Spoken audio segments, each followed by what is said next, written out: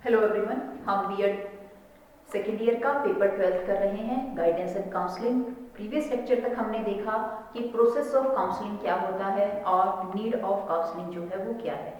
आज के इस लेक्चर में जो हम टॉपिक डिस्कस करेंगे वो है हमारे पास थ्योरेटिकल बेसिस ऑफ काउंसलिंग। देखिए, काउंसलिंग एक प्रक्रिया मानी जाती है, एक प्रोसेस माना जाता है, और काउंसलिंग के बिहाफ पर किसी भी पर्सन की प्रॉब्लम्स को जो है हम सॉल्व करते हैं। तो देखिए, जो प्रॉब्लम्स अगर किसी की लाइफ में उठ रही हैं तो उन प्रॉब्लम के उठने के कुछ ना कुछ रीजन होंगे, उनके कुछ ना कुछ क्या होंगे, बेसिस होते हैं कि ये प्रॉब्लम जो है वो क्यों उठ रही है। तो उन प्रॉब्लम्स के बेसिस को जानने के लिए जो काउंसलिंग है उसे ऑथेंटिक बनाने के लिए, सही करने के लिए, या मैं कहूँ कि एक काउंसलिंग के बिहाफ पर जो प्रोफेशनल एबिलिटीज हैं उनको अच्छे तरीके से डेवलप करने के लिए, एक काउंसलिंग स्किल को सीखने के लिए थ्योरीज, जो बेसिकल थ्योरीज जो होती हैं काउंसलिंग की, उन्हें जानना जो है वो बहुत ज़रूरी है। क्योंकि जब हम थ्योरीज पढ़ेंगे, जब उन थ्योरीज को हम जानेंगे तो हमारे पास जो है वो किसी को भी देखने का एक नज़रिया आएगा।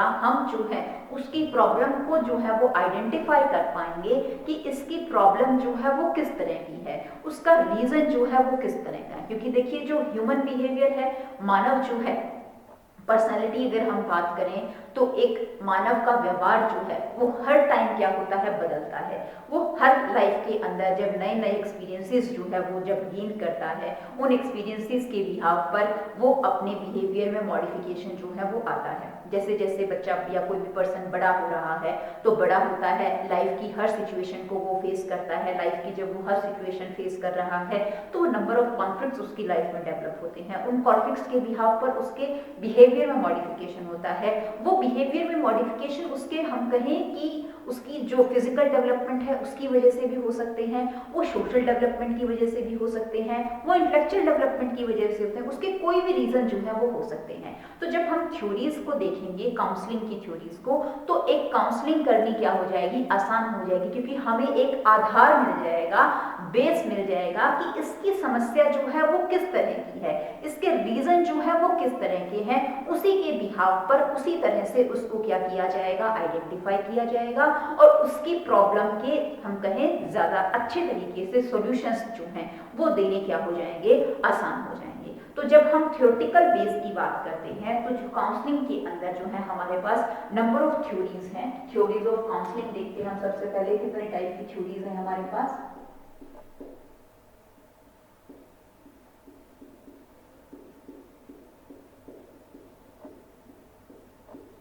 जब हम काउंसलिंग की थ्योरीज की बात कर रहे हैं तो हमारे पास सबसे पहले जो है इसके अंदर आती है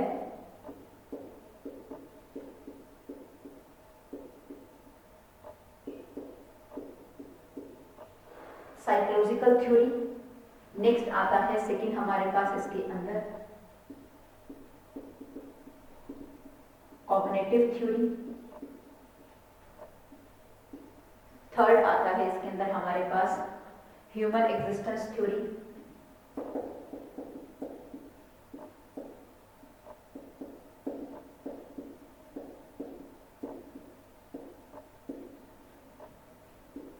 फोर्थ आता है इसके अंदर हमारे पास मॉडर्न थ्योरी। सिमिलरली नेक्स्ट आता है इसके अंदर बिहेवियर थ्योरी।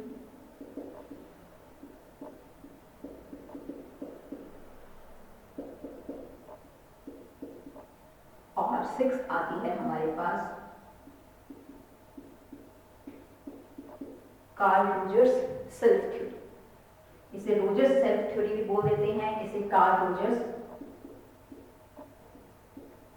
सेल्फ थ्योरी भी जो है वो बोला जाता है। ये क्या है, हमारे पास कुछ बेसिस थ्योरीज हैं काउंसलिंग की, जो कि कहें किसी भी काउंसलिंग को सक्सेसफुल बनाने के लिए इनके बारे में जानना जो है वो बहुत जरूरी है। आइडेंटिफाई, वेरी करना कि क्या साइकोलॉजिकल बेस्ड कहता है, क्या कॉग्निटिव बेस्ड कहता है, क्या ह्यूमन एग्जिस्टेंस मानव सिद्धांत की बात करता है, क्या हमारे पास मॉडर्न थ्योरीज हैं, क्या हमारे पास, हम कहें, बिहेवियर थ्योरीज हैं, और कौन कौन सी, या कार्ल रोजर्स की सेल्फ थ्योरी क्या है। तो अब हम देखते हैं वन बाय वन कि इसके अंदर थ्योरीज जो हैं वो किस तरह से काउंसलिंग के बिहाफ पर बेनिफिशियल हैं, किस तरह से जो है वो किए जाना चाहिए। तो सबसे पहले थ्योरीज और काउंसलिंग में हम डिस्कस करेंगे साइकोलॉजिकल थ्योरी।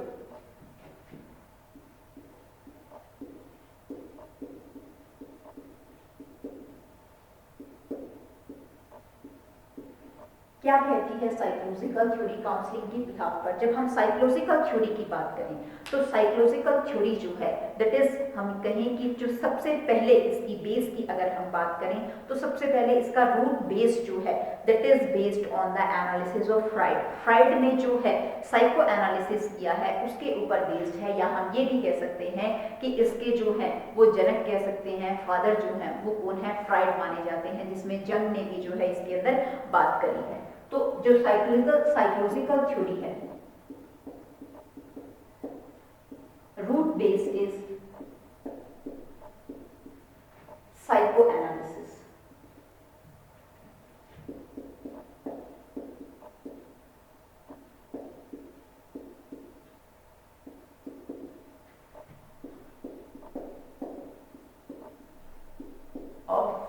फ्राइड का जो है इसके अंदर हम साइको एनालिसिस जो है वो पढ़ेंगे। साइको एनालिसिस यहाँ पर वो कहता क्या है, अगर हम पर्पस की बात करते हैं तो जो साइको थ्योरी है to change the individual to motivate speak freely, कि यहाँ पर आप क्या देखोगे, जब यहाँ साइकोथेरेपी जो है वो देनी किसको, एक पर्टिकुलर पर्सन को, ताकि वो इंडिविजुअली जो है वो अपनी फीलिंग्स को शेयर करे, जिसके बिहाव पर उसे जो है वो मोटिवेट करना कि वो अपनी प्रॉब्लम को जो है वो दूसरे के सामने रखे। तो यहाँ हम किस चीज की बात कर रहे हैं, psychotherapy is provided individual to motivate him for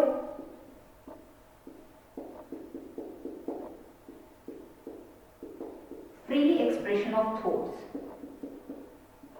जो उसके विचार हैं उसको साइकोथेरेपी देना, उसके विचारों को समझना और उससे जो है इंडिविजुअल को क्या करना, मोटिवेट करना, ताकि वो फ्री होकर अपने एक्सप्रेशंस को, अपने थॉट्स को जो है वो क्या करे, एक्सप्रेस करे, फ्रीली जो है एक्सप्रेशन जो है वो दे पाए, एक्सपीरियंसेस को जो है वो फ्रीली जो है वो स्पीक आउट कर सके, वो इसके अंदर जो है वो देखा जाता है। क्योंकि इसके अंदर अगर हम बात करें तो ये जो थ्योरीज हैं ये जो है वो फ्राइड के द्वारा भी दी गई है, इसमें जंग ने भी जो है इसे बात किया है, एडलन ने भी जो है इसे बात किया है। तो इसे न्यू शेप ऑफ थ्योरी भी जो है वो बोला जाता है, न्यू शेप।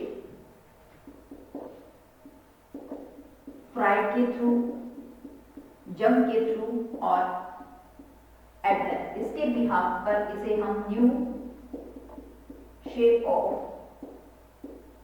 थ्योरी का भी जो है वो नाम देते हैं। न्यू शेप ऑफ थ्योरी के साथ साथ इसे जो है वो डायनामिक थ्योरी भी बोला जाता है।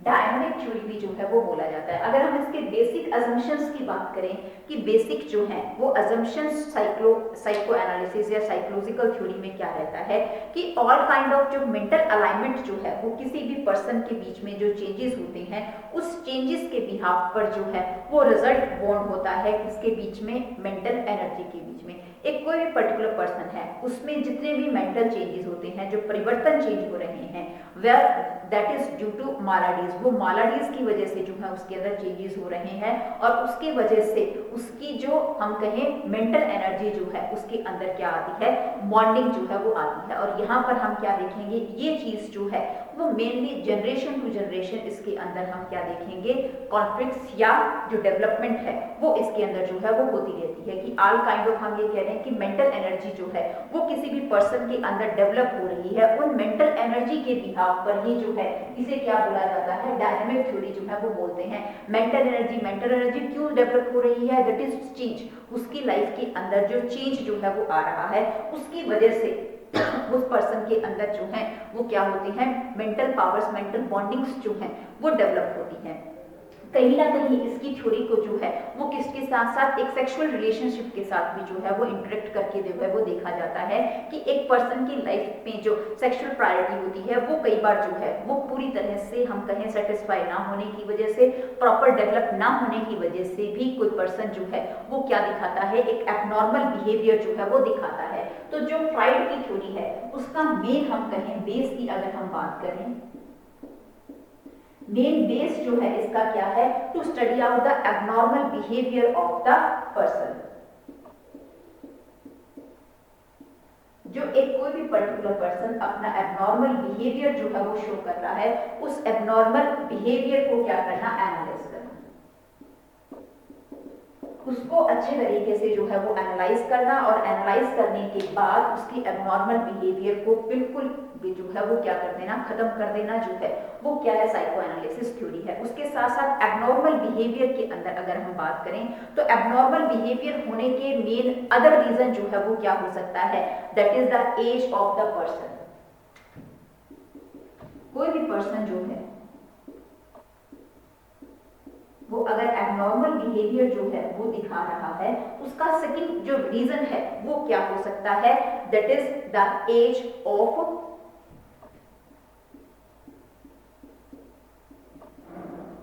Person and demand of his life. उसकी लाइफ की जो डिमांड है वो, और उसके साथ साथ पर्सन की जो एज है वो इसका सेकंड रीजन हो सकता है कि वो अपनी लाइफ के अंदर एबनॉर्मल बिहेवियर जो है वो दिखा रहा है। इससे पहले जो है उसने क्या कहा था कि जो हम कहें कि हमारे माइंड के अंदर जो mental, all kind of mental changes जो आ रहे हैं, that is due to the maladies. जहां उसने उसे कहा इंटरेक्ट किया, वो हम कहें जो सेक्सुअल सेटिस्फेक्शन होती है किसी भी पर्सन की, उसके साथ जो है उसने लिंक किया, और उसके साथ साथ उसने बताया कि एक एबनॉर्मल बिहेवियर कोई पर्सन दिखा रहा है तो उसका सेकंड जो है वो रीजन क्या हो सकता है, वो एक पर्टिकुलर पर्सन की एज हो सकती है। एज के साथ साथ उसकी लाइफ की जो है वो डिमांड भी हो सकती है। और इसके बिहाफ पर जो है हम क्या देखते हैं, जो फ्राइड की थ्योरी है उसके बिहाफ पर एक पर्सन जो है वो अपने लाइफ के अंदर, या उसकी लाइफ के अंदर हम क्या देखते हैं, जो कॉन्शियसनेस होती है उसकी लाइफ की, वहां उसकी कॉन्शियस माइंड जो है वो कहीं ना कहीं अनकॉन्शियस होकर जो है वो वर्क करना स्टार्ट कर देगा।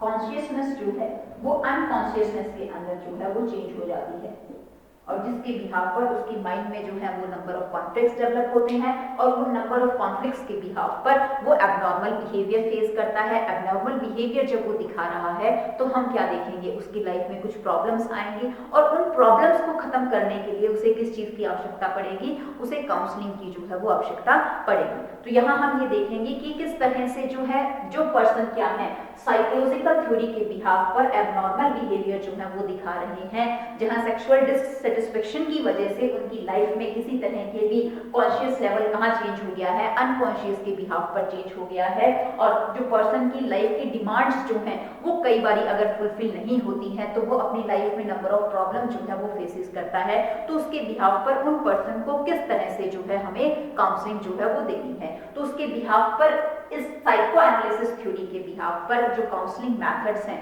वो हमारे पास 3 टाइप ऑफ मेथड्स हैं।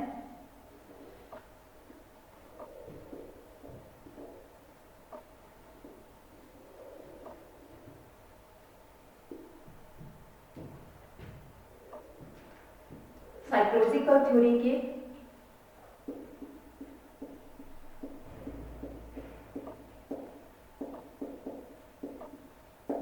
काउंसलिंग मेथड की हम बात कर रहे हैं। सबसे पहले इसके अंदर आता है dream analysis method.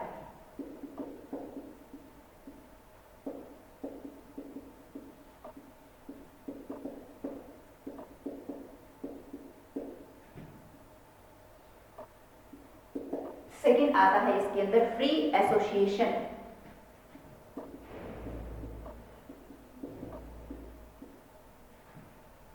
Free association method.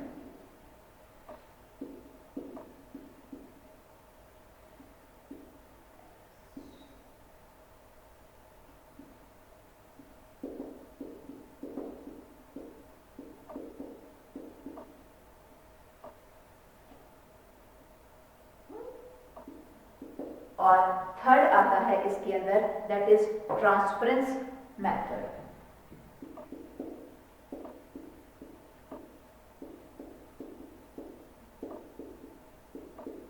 ये 3 तरीके हैं अगर किसी भी पर्सन के साइको एनालिसिस के बिहाफ पर वो अगर एबनॉर्मल बिहेवियर दिखा रहा है और उसे जो साइकोथेरेपी हम देनी है उसके अंदर इन 3 मेथड के बिहाफ पर काउंसलिंग जो है वो करी जा सकती है। ड्रीम एनालिसिस मेथड के अंदर हम क्या देखते हैं, यहाँ पर जो है वो उसके किसी भी पर्सन के जो अनप्लेजेंट ड्रीम्स हैं उसको जो है वो राइट करने के लिए कहा जाता है।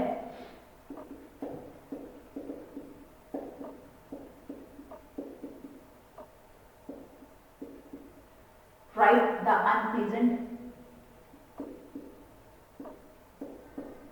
ड्रीम ऑफ पर्सन जो है वो अपने अनप्लेजेंट जिस भी तरह के ड्रीम्स हम कहें उसकी लाइफ में आए, जिसमें हम कहें अफ्रेड हो सकता है, फियर फैक्टर्स हो सकता है, तो उसको जो है वो यहाँ पर क्या करता है, ड्रा आउट करता है, उसको राइट जो है वो करता है। उसके बाद हम क्या देखते हैं, उसका जो अनकॉन्शियस माइंड है उस अनकॉन्शियस माइंड को क्या दी जाती है, काउंसलिंग जो है वो दी जाती है। उसके बाद नेक्स्ट जो है उसकी क्या करी जाती है, काउंसलिंग एनालिसिस जो है वो किया जाता है और उसकी जो प्रॉब्लम्स हैं उन प्रॉब्लम्स के क्या हैं सॉल्यूशंस जो है उसे दिए जाते हैं। फर्स्ट वो जब वो ड्रॉ करेगा अपने अनप्लेजेंट बिहेवियर को तो उससे काउंसलर को जो है वो इन्फॉर्मेशन मिलेगी कि उसकी नेचर कैसी है, प्रॉब्लम उसके कॉजेज जो है वो क्या है, और उसके बाद जो है उसे क्या दी जाएगी, काउंसलिंग जो है वो दी जाएगी। नेक्स्ट आता है free association method. Free association method में हम क्या देखते हैं, एक्सप्रेस हिज थॉट्स फ्रीली। एक पर्सन जो है वो क्या कोशिश करता है,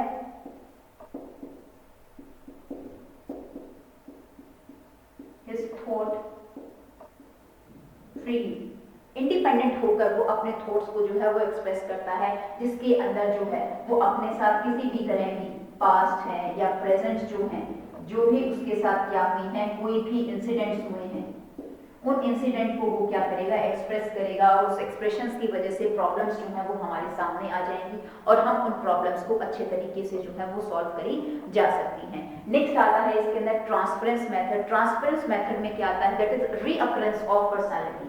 पर्सनालिटी को जो है वो दोबारा से डेवलप करने की कोशिश करी जाती है।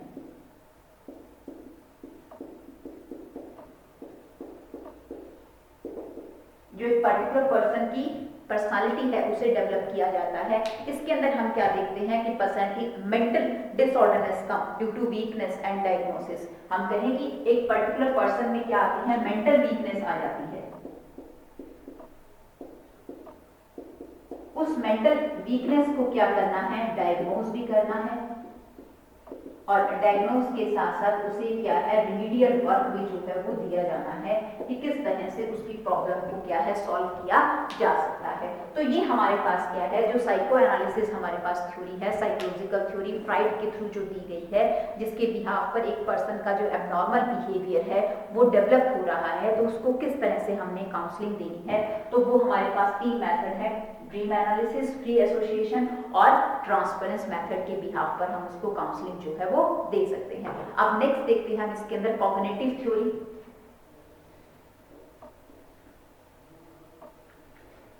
संज्ञानात्मक सिद्धांत के बिहाफ पर क्या कहता है और उसमें जो है वो क्या चीज होती है, पर्टिकुलर पर्सन किस तरह का बिहेवियर शो करता है और उसको किस तरह से काउंसलिंग जो है वो दी जाएगी।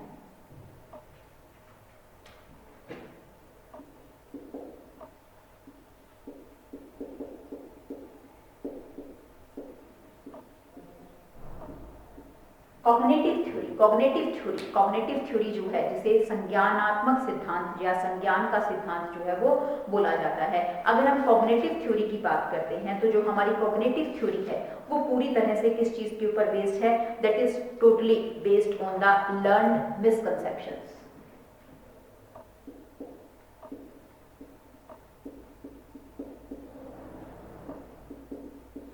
बेस्ड ऑन लर्निंग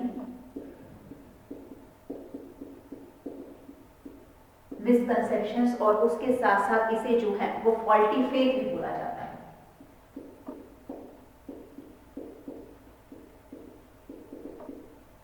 जब हम किसी चीज को सीख रहे हैं, सीखने के अंदर अगर किसी तरह की भी त्रुटियां आ रही हैं तो उसे फॉल्टी फेथ के बिहाफ पर या मिसकंसेप्शंस के बिहाफ पर जो है हम क्या है इसके अंदर बताते हैं। होता क्या है इसके अंदर की अजम्पशंस क्या है कि कॉग्निटिव थ्योरी के बिहाफ पर क्या माना जाता है। तो बेसिक अजम्पशंस क्या देखा जाता है कि कॉग्निटिव थ्योरी में संज्ञान क्या होता है।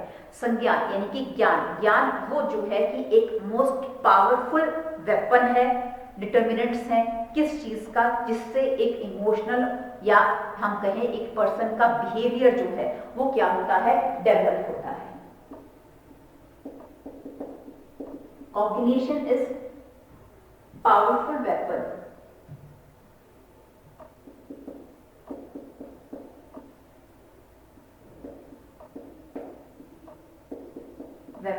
and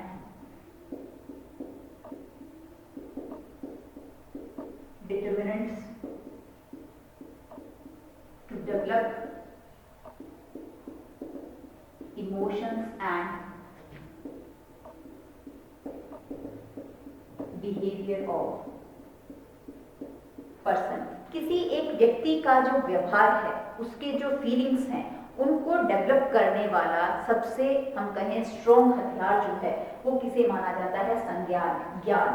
किसी भी व्यक्ति के पास जैसा ज्ञान होगा वो अपनी थिंकिंग के बिहाफ पर वैसा ही इमोशंस और इमोशनल बिहेवियर या अपना हम कहें कि साइकोलॉजिकल बिहेवियर जो है वो दिखाएगा। इसमें हम क्या देखते हैं, कोई भी व्यक्ति जैसा सोचता है वैसा ही वो क्या करता है, बिहेव करता है। किसी भी चीज के प्रति उसकी जो प्रतिक्रिया होगी, जो क्रिया है वो उसका है। कोई भी व्यक्ति किसी भी इवेंट को जो है वो देख रहा है, जब वो किसी भी चीज को देख रहा है तो उसको फिक्स मैनर के बिहाफ पर हम ये नहीं कह सकते कि उसका बिहेवियर जो है वो चेंज नहीं होगा। लाइफ के जो है नंबर ऑफ एक्सपीरियंसेस जो है वो लेता है, नंबर ऑफ एक्सपीरियंसेस जब वो ले रहा है तो उसका संज्ञान क्या हो रहा है, परिवर्तित हो रहा है। और जब उसका संज्ञान, ज्ञान, नॉलेज जो है वो क्या हो रही है, परिवर्तित हो रही है, तो उसके बिहाव पर उसके इमोशंस क्या हो रहे हैं, चेंज हो रहे हैं। उसके पर्सनालिटी फैक्टर्स क्या हो रहे हैं, चेंज हो रहे हैं। तो उन पर्सनालिटी फैक्टर के चेंजेस के बिहाफ पर वो हर टाइम जो है अपनी लाइफ में एक नई प्रॉब्लम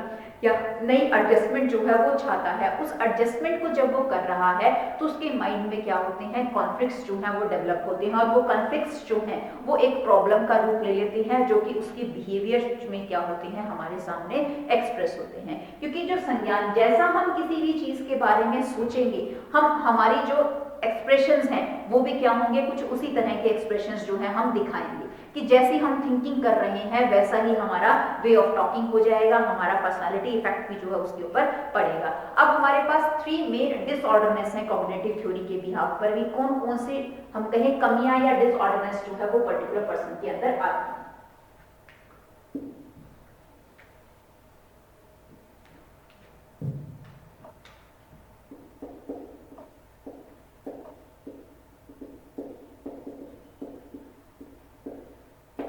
मेन डिसऑर्डर, सबसे पहले इसके अंदर आता है मैग्निफिकेशन।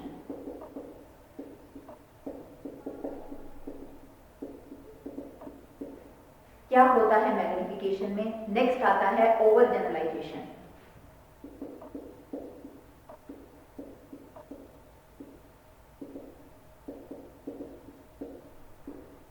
और थर्ड आता है इसके अंदर दैट इज सिलेक्टिव एब्स्ट्रैक्शन।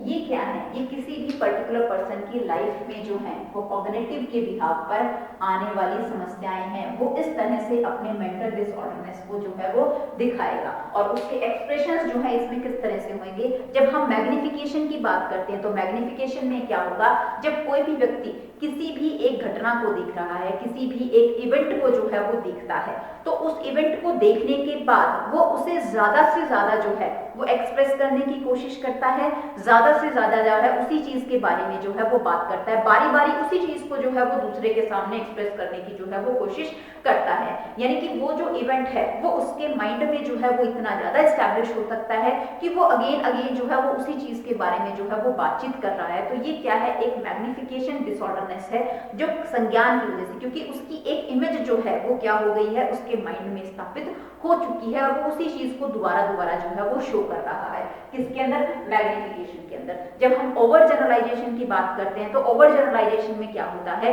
कि किसी चीज के ऊपर ओवर हो जाना, कि एक व्यक्ति है, कोई साधारण सी बात हो रही है, सिंपल जो है कोई भी बातचीत करी जा रही है, उसके ऊपर वो ओवर एक्साइटमेंट दिखा देता है या ओवर जो है वो अग्रेसिव बिहेवियर जो है वो दिखा देता है, और वो बाद में जब उसे रियलाइज होता है तो वो हमेशा जो है एम्बैरेस्ड जो है अपनी लाइफ के अंदर फील करता है कि एक सिंपल सी इंफॉर्मेशन या सिंपल सी कोई बातचीत चल रही है या कोई चीज हो रही है, उसी के ऊपर जो है इवेंट हो रहा है या कोई बातचीत हो रही है, वहां वो ओवर जो है वो दिखाएगा, या तो वो अग्रेसिव बिहेवियर दिखाना शुरू कर देता है या अपनी एक्साइटमेंट जो है वो दिखानी शुरू कर देती है। तो ये चीज क्यों आ रही है? ये मेंटल डिसऑर्डरनेस की वजह से आती है, जो कि कॉग्निटिव थ्योरी के बिहाफ पर आता है। नेक्स्ट आता है हमारा सिलेक्टिव अब्स्ट्रैक्शन। सिलेक्टिव अब्स्ट्रैक्शन में हम क्या देखते हैं कि एक इंडिविजुअल पर्सन जो है वो कुछ चीजों से या कुछ इवेंट्स को करने से दूर भागता है, कि सिलेक्टिव, कि इनकन्वीनियंट, अपने आप को जो है किसी काम को करने में जो है वो सक्षम नहीं पाता या उस काम को जो है वो करना नहीं चाहता, उसके माइंड में या उसके दिल में एक डर बैठ गया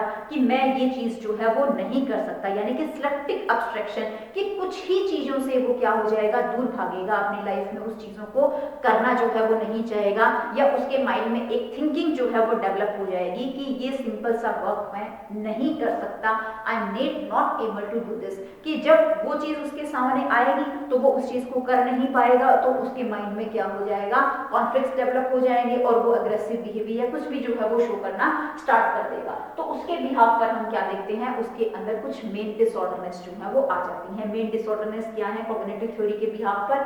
3 टाइप का है। फर्स्ट मैग्निफिकेशन है, थर्ड ओवर जनरलाइजेशन है, और थर्ड क्या है हमारे पास, सिलेक्टिव अब्स्ट्रैक्शन। जब हम ओवर मैग्निफिकेशन की बात कर रहे हैं तो मैग्निफिकेशन में हम क्या देखते हैं कि किसी भी एक चीज को ज्यादा से ज्यादा बताना, ओवर नहीं कहेंगे, कि बारी बारी दोबारा किसी चीज को जो है वो बताना, तो वहां पर मैग्निफिकेशन। ओवर जनरलाइजेशन की कोई सिंपल सी बातचीत हो रही है, उसके ऊपर वो ओवर एक्साइटेड हो जाना या ओवर जो है वो रूड बिहेवियर, अग्रेसिव बिहेवियर जो है वो शो करना, तो वो क्या है, ओवर जनरलाइजेशन। सिलेक्टिव अब्स्ट्रैक्शन के कुछ ही काम जो है वो करने में या तो उससे डर लगेगा वो, या वो कुछ काम जो है वो नहीं कर पाएगा, तो वो किस में आएंगे, हमारे सिलेक्टिव डिसऑर्डरनेस में आएगा। अब हम कहें कि काउंसलिंग जो है वो मेथड क्या हो सकते हैं कि इसके बिहाफ पर?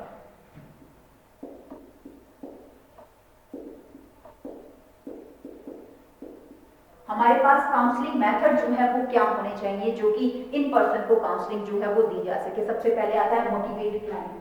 सबसे पहले जो भी पर्सन है उस पर्सन को क्या किया जाना चाहिए, क्लाइंट को मोटिवेट जो है वो किया जाना चाहिए कि वो काम को जो है वो कर सकता है। फिर हेल्प द अडॉप्टिंग सिस्टम, उसकी हेल्प करनी चाहिए कि वो जो भी एनवायरनमेंट है, जो भी चेंज हो रही है उसको जो है वो अडॉप्ट करे, उस सिस्टम को जो है अपनी लाइफ के अंदर एक्वायर करे, जो भी प्रॉब्लम्स या चेंजेस जो है वो आ रहे हैं। उसके साथ साथ वो कहता है provide strength and the capability, उसको जो है वो ये समझाना कि उसके पास जो है वो हर तरह के काम को करने की एबिलिटी है, स्ट्रेंथ एंड कैपेसिटी, उसके पास हर तरह के वर्क को करने की क्या है, पावर भी है और क्षमता भी है। नेक्स्ट आता है डेवलप पॉजिटिव आउटलुक,